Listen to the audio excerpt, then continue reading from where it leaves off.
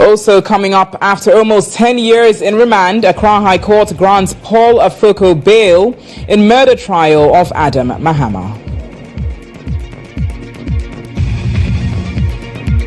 We are grateful to the Attorney General's Department, who this time around did not oppose the bail. It's an opportunity for him to get proper medical attention, which he has lacked all this while. Affirmative Action Law Coalition expresses disappointment in number of women appointed to cabinet.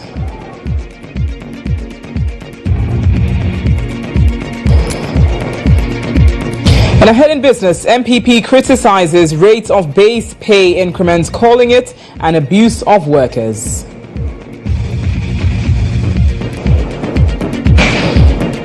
On GHOne tonight, we pay tribute to veteran actor and storyteller Mawuli Semevor, who died after a domestic fire incident.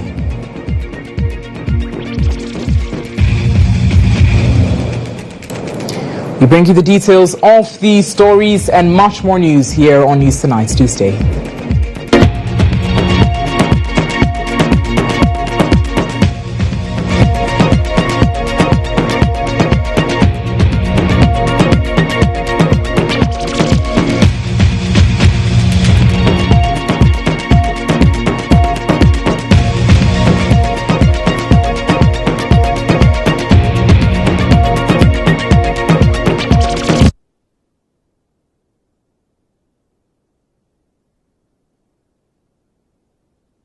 Let's settle down for the details now here on News Tonight. Wherever you are in the world, you can watch this bulletin live on Facebook and X at GHOne TV. We get started in Parliament as tempers reached fever pitch today on the floor of Parliament when embattled Member of Parliament for Akwatia, Ernest Yao Kumi, attempted to make a statement on the floor of the House. The MP was declared wanted by the High Court 3 in Koforidua after convicting him of contempt. A call by Second Deputy Speaker Andrew Esiama, who was presiding, to the MP to make his statement drew resistance from the majority, with its leader Mahama Ayariga drawing attention to the lingering legal matters. The Boko Central MP ended his submission by washing the hands of his side from any legal implications of the action. Mr. Speaker, the maker of the statement has been convicted by a High Court, and he wants to come and stand in this chamber and make statements so that this House will be telling the court that it doesn't matter what you do. Mr. Speaker, it doesn't uphold the dignity and honor of this House. That he has been convicted by the courts, and indeed, the basis of his conviction is a conduct in this chamber. When he was cautioned that if he insisted and had himself sworn in as a member of Parliament in the face of a restraining order by a court, if the court came after him, he will be accountable alone. We will not be part of it. This was made very clear in this chamber, and he took it upon himself to take the risk, and that he was ready to take responsibility for his conduct. Mr. Speaker, it's time for him to go and account for his conduct. But to come and stand in this chamber and we will all participate in sitting here and listening to him make a statement as if the courts are nothing. Mr. Speaker, I'm not ready to be part of it. So I have strong objections to him reading a statement in this chamber, because the courts have convicted him. He should go and appeal against the conviction, have it set aside, and come back. Majority Chief Whip Roxanne Nelson Dafiamekpa was, however, not ready to end it at just washing of hands. He warned the Akwatia MP should not be allowed to make a statement describing him as a fugitive from justice. The South Day MP subsequently asked the Speaker to adjourn the House. For the minority leader to submit on this floor that the majority at the time, before the general elections of 7th December, we forcefully refused to respect the court order. It cannot be accurate.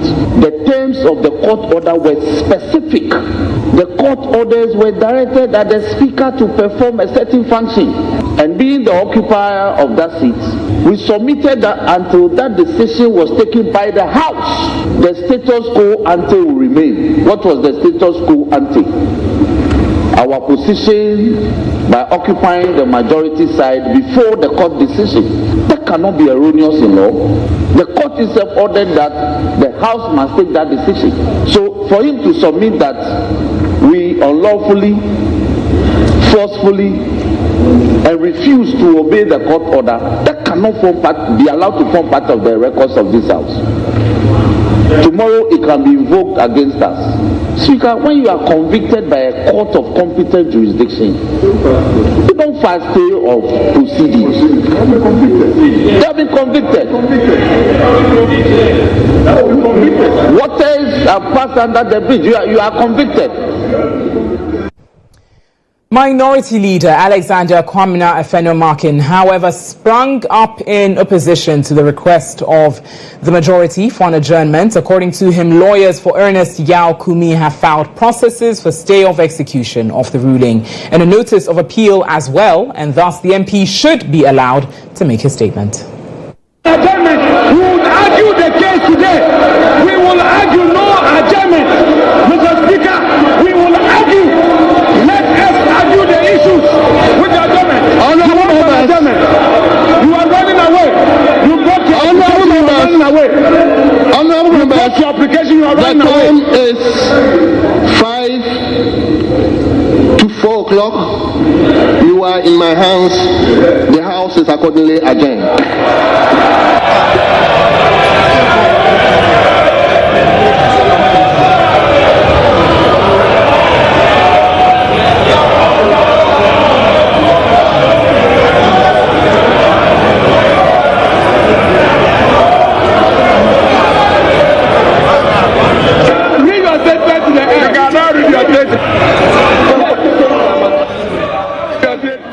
Well, this prompted an emergency press conference from the minority side. Its leader, Alexander Afoko, has threatened to boycott government business.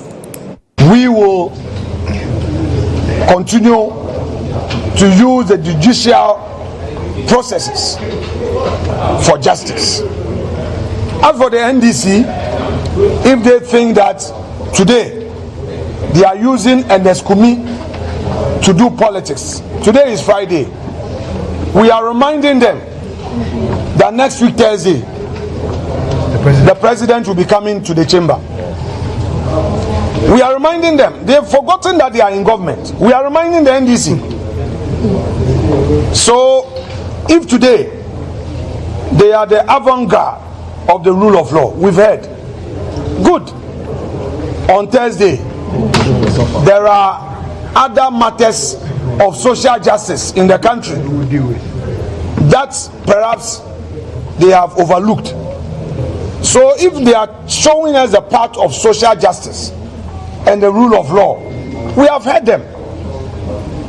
From Tuesday, we, the minority, God willing, will also begin the process of bringing to the fore all the issues that the government must undertake to bring social justice in our country. And we will not limit it to Tuesday. We'll go on Wednesday, go on Thursday, Friday, and we'll continue until all the issues of social justice are addressed. Thank you. Well, away from Parliament, let's head to the courts now, as the family of Gregory Afoko has dismissed claims by previous prosecutors that the Upper East Regional Capital, Bolgatanga, was not safe for him as a basis to oppose his previous bail applications. On Friday, February 21, the High Court, presided over by Justice Marie-Louise Simmons, admitted him to bail in a sum of 500,000 cedis with 2 sureties. This means Afoko, who has been in custody for nearly 10 years on remand, is set to regain his freedom while standing trial for the murder of the late NPP Upper East Regional Chairman Adams Mahama. The spokesperson for the Afoko family, lawyer Nana Yao Osei, refuted allegations that the North was not conducive for Afoko's stay moments after the bail was granted. Murtala Inusa reports.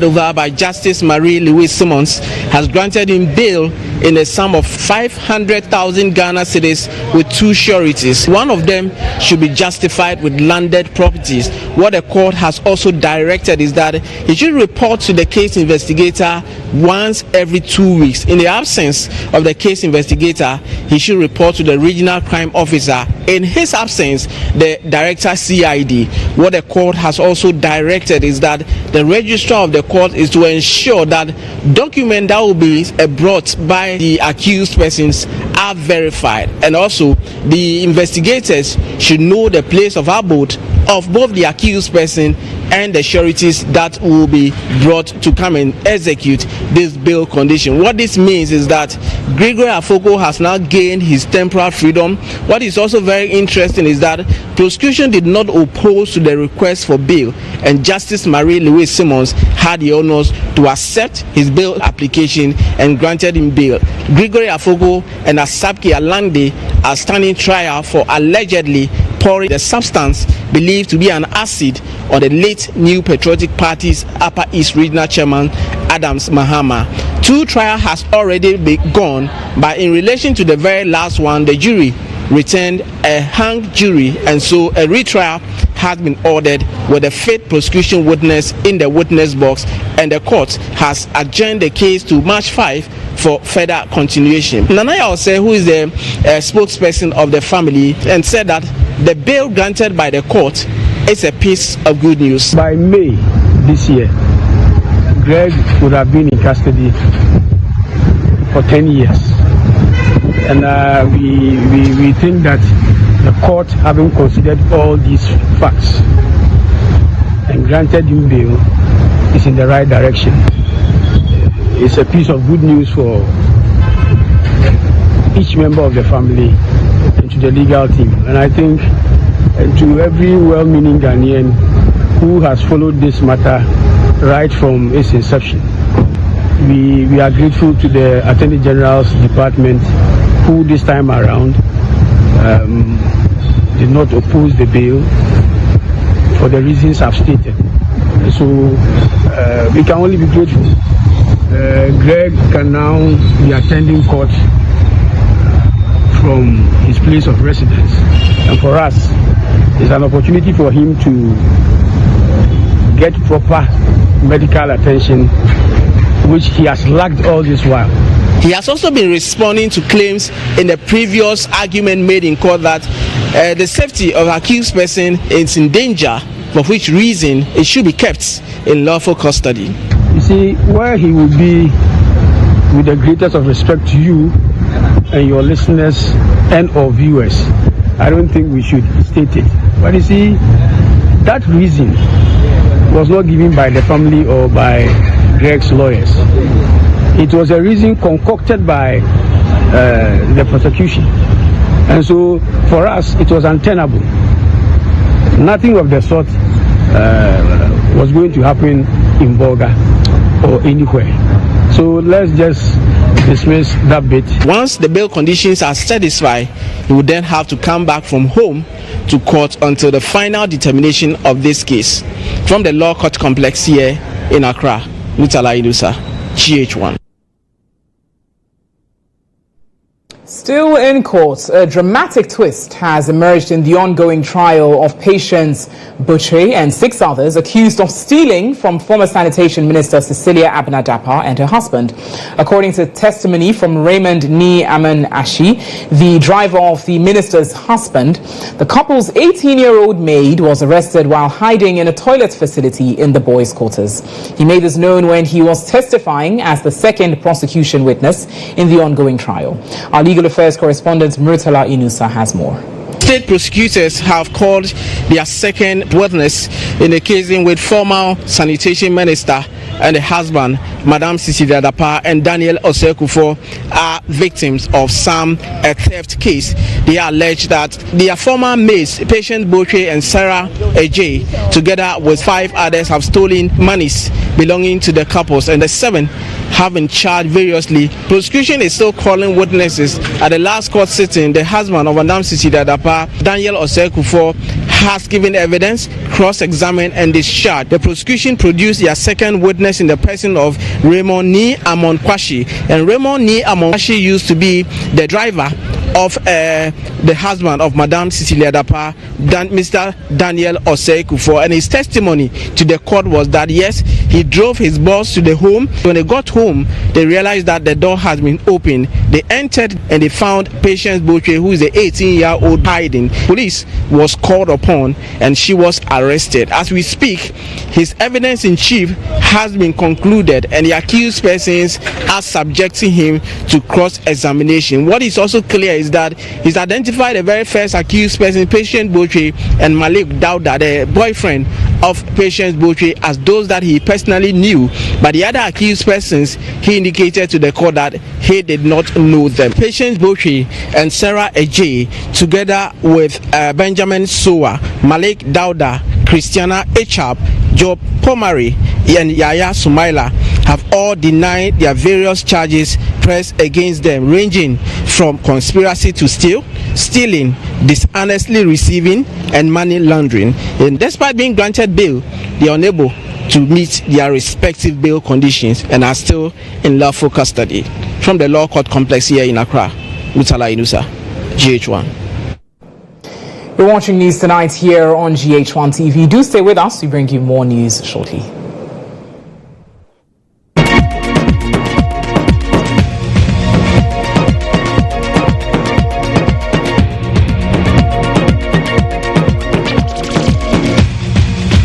Welcome to NLA 590 Mobile.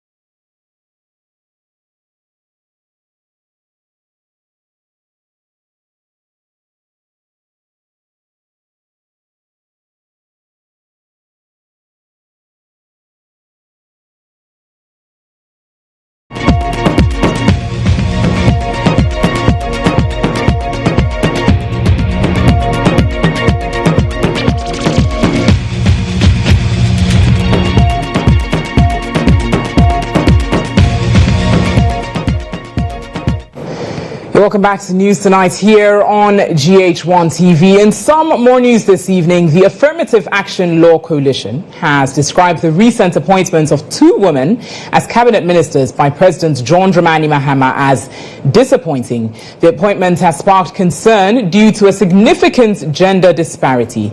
Despite previously pledging to ensure that 30% of political appointees would go to women, only 2 out of the 19 cabinet members are women. During the Women's Manifesto launch on September 30, 2024, the president, who was then the flag bearer of the NDC, promised to operationalize the Affirmative Action Act of 2024. We note the passage of the Affirmative Action Act, and we intend to fully implement it when NDC comes into office. We'll increase women's representation in Parliament, in district assemblies, and in leadership roles across all sectors. We will do this not only because it is the right thing to do, but also Ghana needs the best of its human resource to come on board. By operationalizing the Affirmative Action Act of 2024, we will ensure that women hold at least 30% of political appointments in 2025. But his recent cabinet appointment has raised doubts about his commitments to gender equality, which has led to criticism that he has not followed through on his promises. However, the Affirmative Action Law Coalition has described the appointments as disappointing. Mrs. Sheila Minka Primo is convener of the coalition. So for us as a coalition, we are looking at the law, which is the Affirmative Action Gender Equity Act of 2004 at 1121. And we are trying to monitor education. So one of the requirements in Section 14 of the law is that within under the executive arm of government, all the various appointments, etc., at least, as you already indicated in the introduction, by the year 2026, there should be 30% representation. So from the numbers we are seeing now, as far as the cabinet members are concerned, we are nowhere close to it, and we are quite disappointed. So we are hoping that before the end of 2026, things would have changed and would have reached that particular indicator as far as the executive arm of government is concerned. He also quoted His Excellency the President during the campaign time, where he emphasized that he'll try and comply with this law. So definitely hoping that he will live up to his word for the deadline set out in the law, which is 2026, to reach at least 30% in all these appointments. Would you say the concerns? I mean, if you look at the law, 2026, 30%, he's doing 10% now. And if you match it against his campaign promise, where he says to do it around 14 days when he takes over power as president, are you disappointed that he couldn't fulfill that in his very first year? Definitely, I think I've already indicated it, that we are very disappointed that in the first year, in accordance with his own words, we are nowhere close to the 30%, at least when it comes to cabinet appointments. So that's why I'm saying that I'm hoping that before the close of 2026, things will have changed. But we are very disappointed, and we'll keep whether there's going to be a change.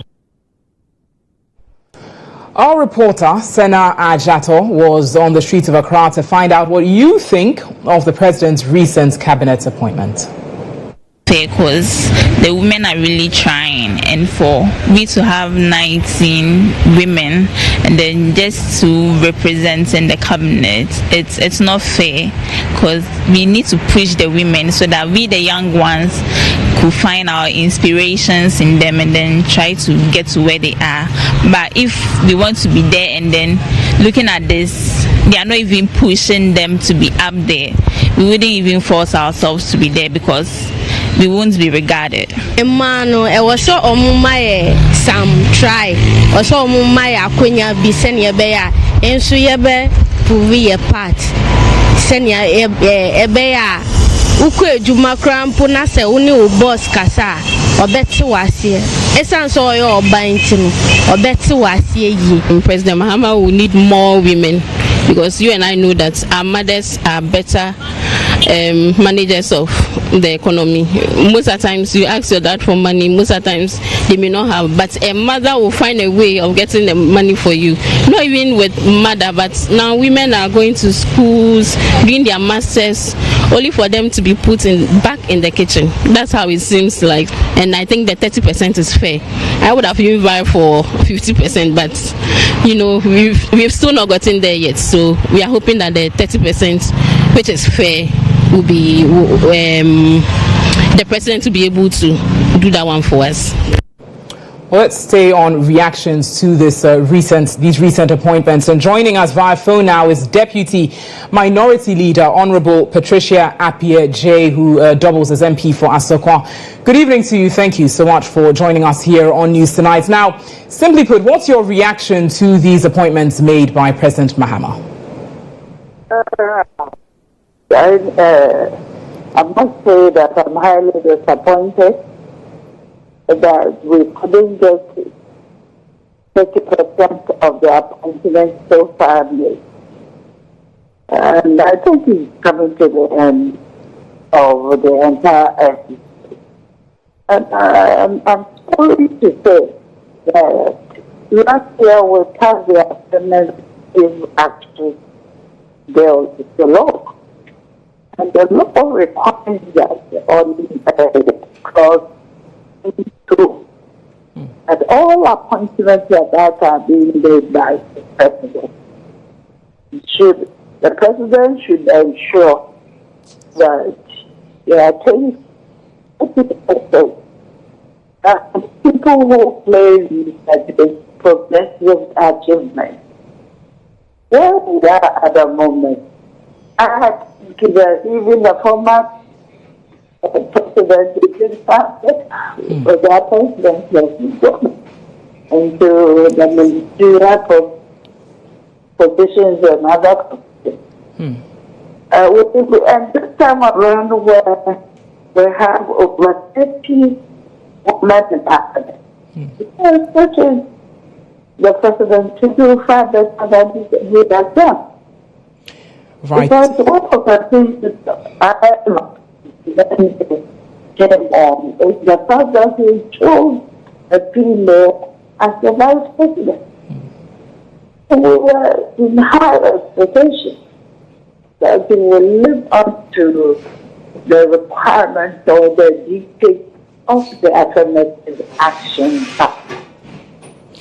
Right, so you say you're highly disappointed, and there are those who raise the argument, of course, members of the NDC as well, who say, as you just rightly said, he has picked a vice president who is the first female vice president, and he hasn't yet made half of these approximately 6,000 appointments into public office as a whole. What's your reaction to that? Are you then somewhat hopeful that along the line we will see more females appointed? I think that is very clear. It is not an issue of lumping everything together. At every level, you have to appoint the people. And this is what is expected. So I am not interested in what has not been done already. At all levels, we need to achieve that 50%. 30%.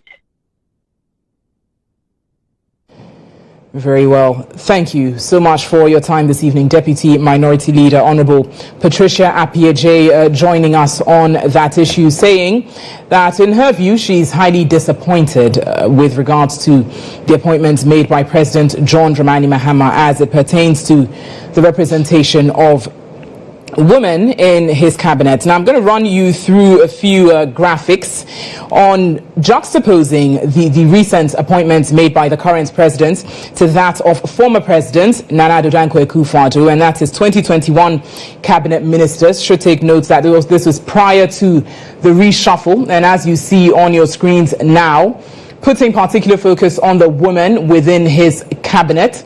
Ms. Shirley Ayoko Bochwe, who served as Minister for Foreign Affairs and Regional Integration, is who we see here as the woman forming a part of his cabinet, as well as Miss Cecilia Abena-Dapa, previously served as Minister for Sanitation and Water Resources, and Honorable Mavis Hawa-Kumsin, Minister for Fisheries and Aquaculture Development. And so we see three women in former President Akufo-Addo's cabinet ministers prior to the reshuffle. And then taking a look at President Mahama's cabinet, we've got Elizabeth Ofosu-Ejare, that's Minister for Trade, Agribusiness and Industry, forming a part of his cabinet. All the rest of the members, as we see here, ministers, are male. And we've also got Agnes Na-Momo-Late, Minister for Gender, Children and Social Protection, ministerial position that oftentimes is filled by a woman. And so these are the two women, the woman representation on cabinet of President John Dramani Mahama, who committed to 30% women in his cabinet. And we see two women out of the entire list of ministers forming his cabinet. And this is what causes some to raise concerns as to how committed the president is. We'll certainly be probing that issue a lot further and bring you a lot more on it in subsequent bulletins here on GHOne TV. President John Dramani Mahama has reaffirmed his government's commitment to strengthening diplomatic and economic ties with the United Kingdom in driving economic growth. Speaking at a high-level meeting with the Deputy UK Prime Minister, Angela Rayner, and resident officials at the presidency, the president highlighted key areas of collaboration, including trade, investment, and infrastructural development, as part of broader efforts to enhance Ghana's economic prospects. He noted that his administration is working to resolve the country's economic crisis in order to attract investments from the UK and other emerging economies. We're going through an economic crisis that is known by everybody. We're in an IMF program, and one of the things it enjoins us to do is to be very prudent in terms of our fiscal discipline, and to make sure that we're able to come out of the crisis and bring the country back onto the path of growth and create prosperity for our people. We have a young, growing population, and so one of the major issues, and that came up strongly in the election, was the issue of jobs. And so working together to see how we can bring in more investments, especially considering that we're shut out of the international credit markets, to bring in more foreign direct investment, to be able to create jobs for young people is one of the things that we're going to be focusing on. And I believe that, with the history of British companies investing in Ghana, we've got a long tradition, and so how we can showcase the opportunities that are still available in Ghana and bring more British companies in to come and partner with us in that objective is something that we'll look to do. And so you're welcome once again. Thank you. And we are living in a very unpredictable world where relations between countries are becoming very transactional, and we have the issue of the freeze in assistance from the United States. We're trying to make our own budgetary adjustments to make up for the shortfall of some 156 million odd US dollars, and so it's something that we can adjust the budget to fit. But it's my hope that the rest of our partners will continue to maintain the cooperation that we have, or even lift the level of cooperation so that we can continue to assess the vulnerable in our society. Well, meanwhile, the Deputy UK Prime Minister, Angela Rayner, has emphasized the government's 24-hour economy policy aligns with the UK's government's vision and assured its commitments to partner with Ghana for mutual benefit. It's an absolute honour and a privilege to be here and to be one of the first to come over and to see you and your great election victory. And what struck me is your election was around a 24-hour economy, and we have a mutual aspiration for both the UK economy and here in Ghana. And I was only this morning seeing some of the entrepreneurs you have here and the expansion of jobs that they want to create here in the economy, and our long history of supporting your endeavours is what we're going to continue to do, and I think that we can, achieve great things together. And the fact that the UK government is aligned on growth and your government is focused on growth to create good jobs for people so their living standards are improved is exactly what we're trying to achieve as well. So we will be there as a friend, as we always have been, to support and to make sure that both our economies can grow, and that people on the ground really see that, and that they're able to get the jobs that fulfill their family life, and that's what we want to achieve. So I'm looking forward to deepening the relationship that both of our countries have had through your government and our UK government. Former President Nana Addo Dankwa Akufo-Addo has urged African nations to collaborate more closely to tackle the continent's issues without excessive dependence on foreign assistance. During a book launch in Abuja, honoring former Nigerian military head of state, General Ibrahim Babangida, Akufo-Addo highlighted the importance of self-reliance, referencing the insights gained throughout the COVID-19 crisis. And all of us that the lessons, both immediate and long-term, that emerged from the COVID-19 crisis were harsh. The first was what he had always known, but often lulled into thinking could be different, which is that there is no such thing as charity in international relations. Nobody is going to do vaccines until their own needs have been fully satisfied. African countries therefore need to cooperate with each other and not count on aid from the international community. That is why Senegal,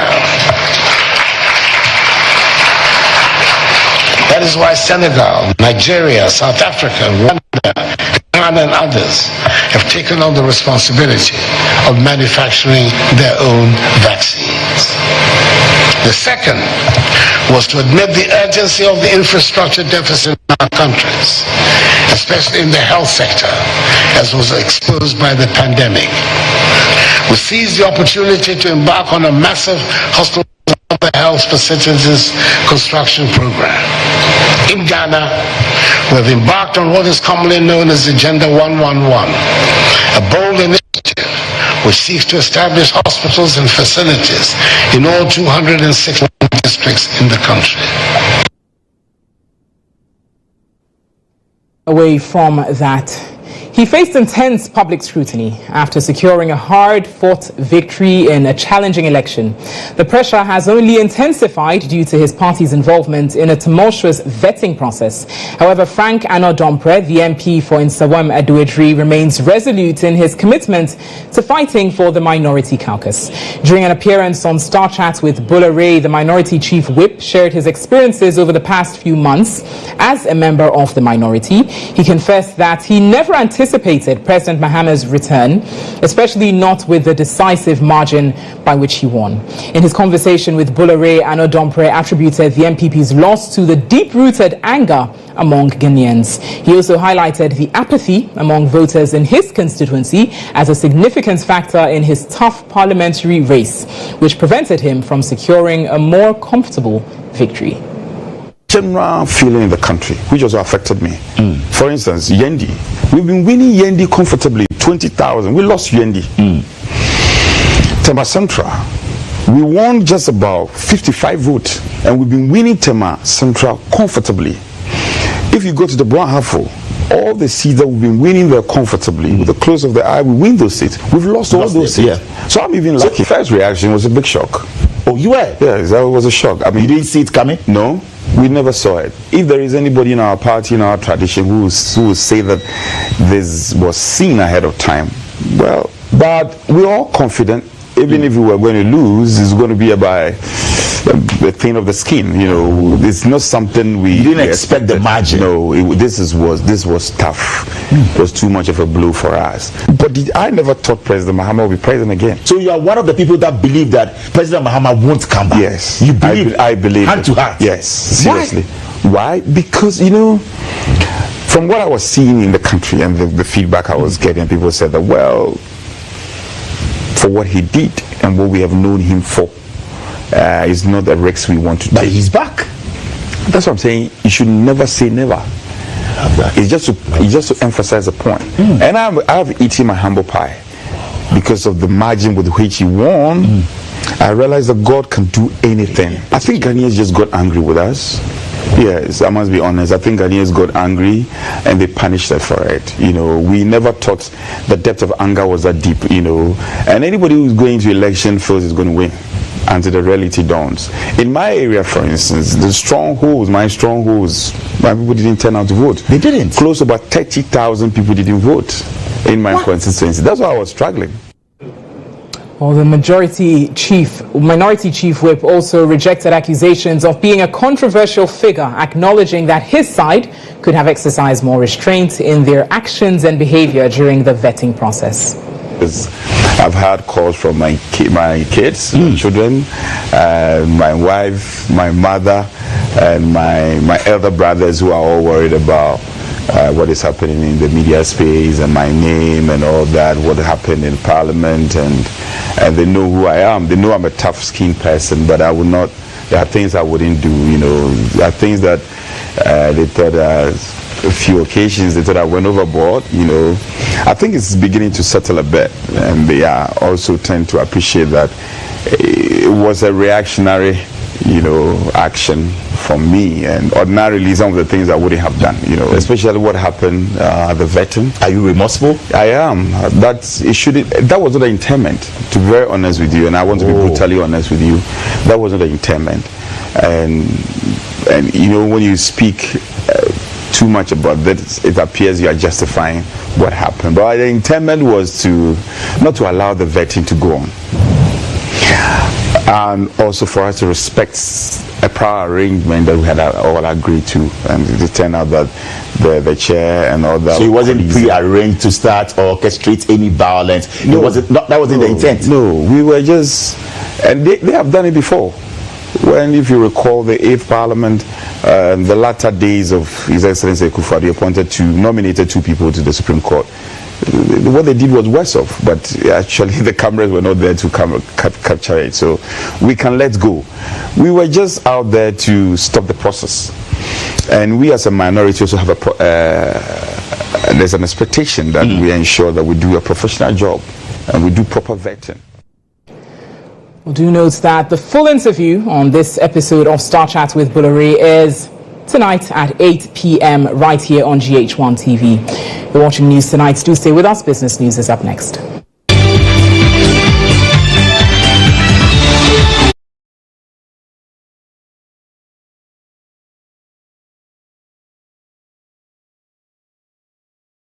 Tonight, the New Patriotic Party has criticized the newly announced 10% base pay increase for public sector workers, calling it insufficient and an abuse of workers. The party believes that the increment does not adequately address the rising cost of living and fails to reflect the hard work and dedication of public sector employees. Speaking to Star News, Communications Director of the MPP, Richard Ahiagba, says the increase falls short of what is needed to improve the welfare of workers.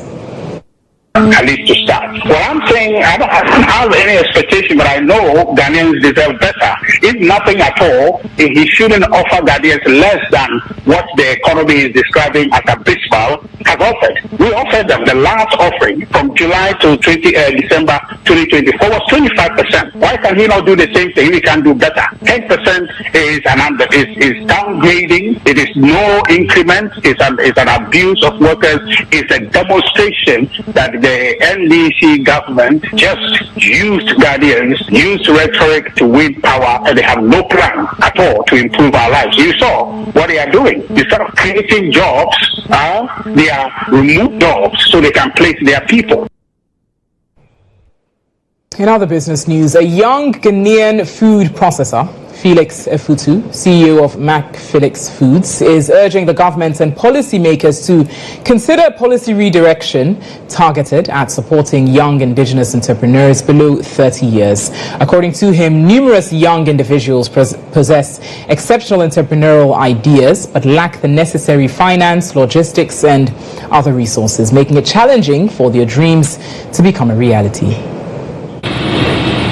From humble Humble beginnings with 4 employees 10 years ago, Max Phillips Foods now provides employment to over 20 young Ghanaians. During the unveiling of brand ambassadors for the company's plantain chips products, its CEO, Phyllis Afoko, called for tax incentives for startups. Pushing into the market, we are young business, we want to thrive. The system and the taxing to young entrepreneurs like us is sometimes not favorable. I wish there can be a clause for young entrepreneurs that we can get some tax incentives that can aid our speed development and growth. Most importantly, I wish the government to create an aiding system to support every young entrepreneur who is under 30 years old. Celebrated Ghanaian actor Fifi Coleman, one of the brand ambassadors, urged Ghanaians to consciously promote and patronize locally produced goods to prevent capital flight. Fellow Ghanaians who are watching, let's make this happen. Key moment. It's a McPhillips, it's chips, it's everything. It's bread now. We have pie, we have granuts, we ching ching biscuit, we have party chips, the flour. Hey, listen, dream it, we'll make it. Okay, that's what we're saying. Dream it, we'll make it for you. Just keep supporting McPhillips. It's homegrown, and we're trying to push ours so much. Other brand ambassadors include Clara Benson, popularly known as Mami Sewa, and Christiana Ajiman Bedu. Do stay with us here on News Tonight. Sports news comes up shortly.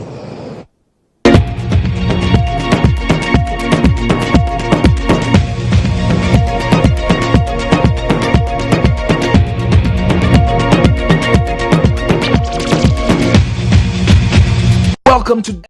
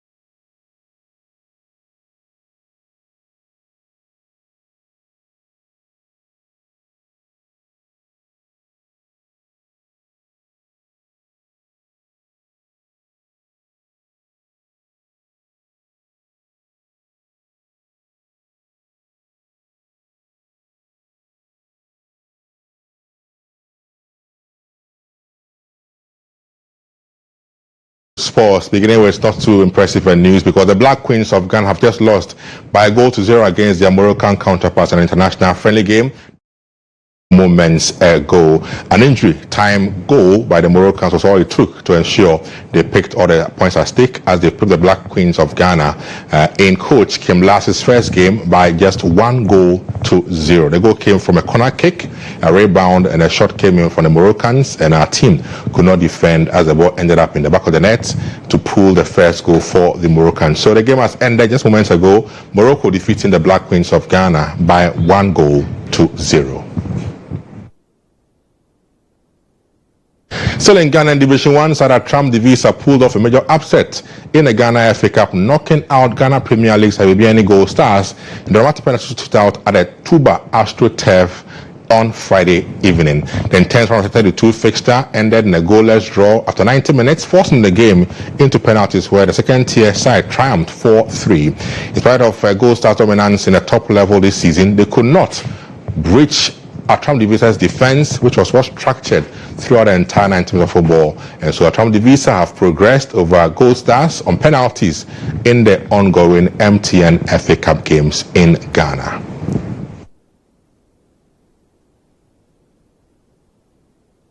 Action now because the draw has been done, and so the teams that face each other is now obvious. That's to give you the road to Munich and how it looks like, and that's it behind me and also on your screens. PSV take on Arsenal, Madrid take on Atletico Madrid, PSG in match against Liverpool, Club Brugge against Aston Villa.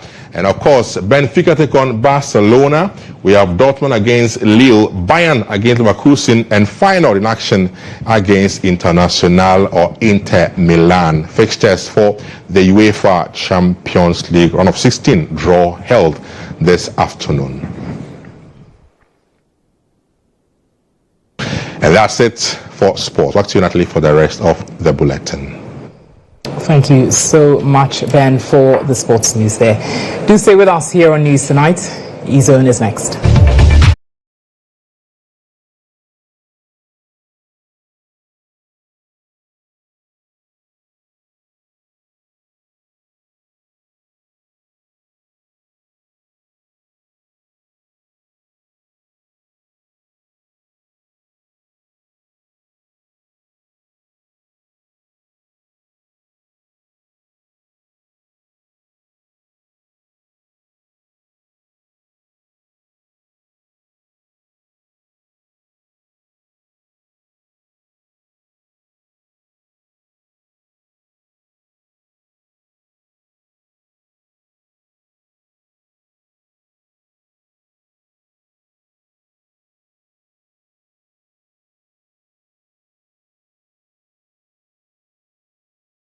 Here on GHOne TV. In some more news this evening, the Environmental Protection Agency, EPA, in collaboration with the Volta Regional Ministry, has assured residents of Ketu South Municipality of swift intervention as tidal waves continue to destroy homes, schools and other property in the area.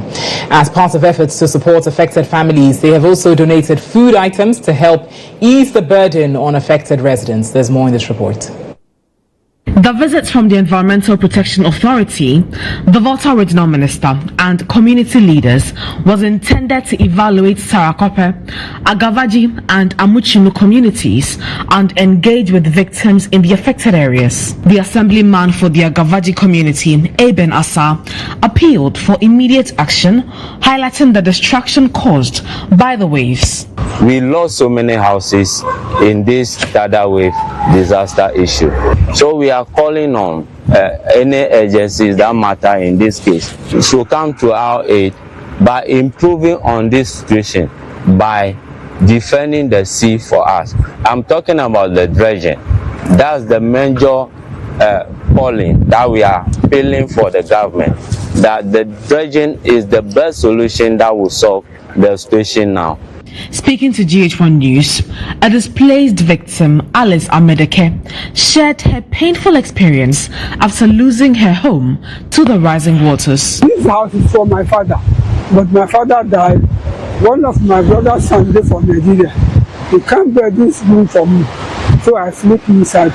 But how the sea started doing this work, we scatter all the room. We have no place to sleep. I sleep in one of my brother's house. The person died. But if you know that you get, I can't see the place where I will sleep.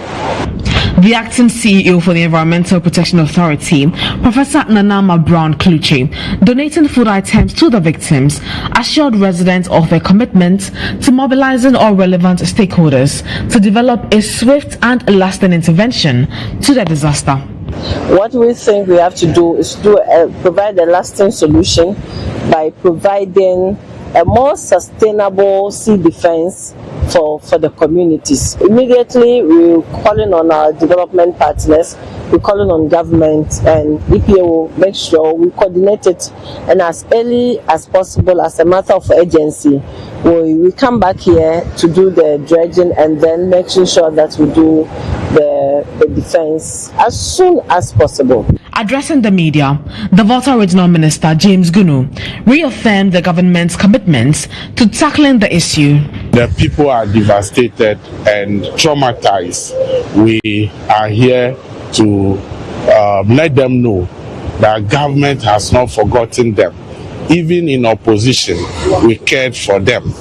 The Agavaji, Asalakope, and Amuchinu people have suffered for far too long, and we want to use this opportunity to appeal to our development partners to come in quickly to save the situation.